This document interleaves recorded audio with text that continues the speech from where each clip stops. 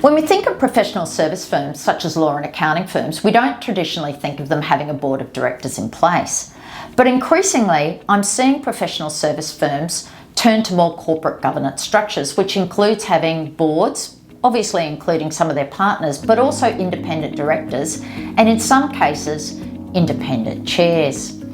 I think the trends evolve for a range of reasons. Firstly, I guess there's an awareness that whilst lawyers and accountants might be really good in their own professions, they need also others to bring in different insights to help them grow and be sustainable into the future.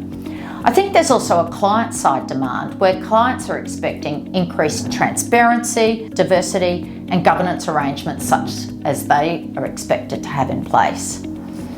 So it's a big step though to go from a board of partners to a board of partners with non-executive directors who are able to tell the partners what to do.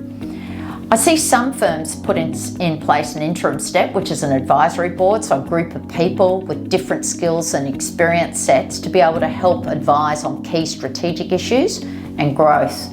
And that indeed can have many advantages. But an advisory board still lacks that real teeth and real independence that a governing board has. And so many firms are really looking at that as an interim step to having a full governing board.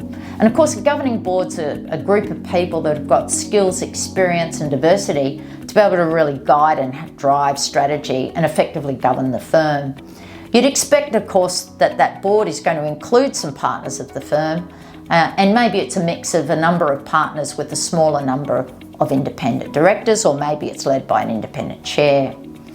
So some of the key benefits I see from this sort of governance structure, well, firstly, it's around strategy and growth and just having those different perspectives and insights. There's also benefits in networks, so new networks that help with business development, but also helps in bringing in those different people and different perspectives.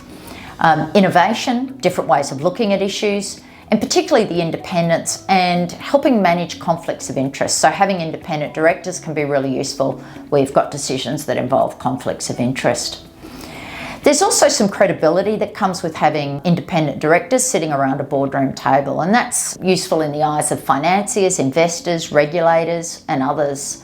So there's a range of benefits that mean that governing boards can be really useful for professional service firms.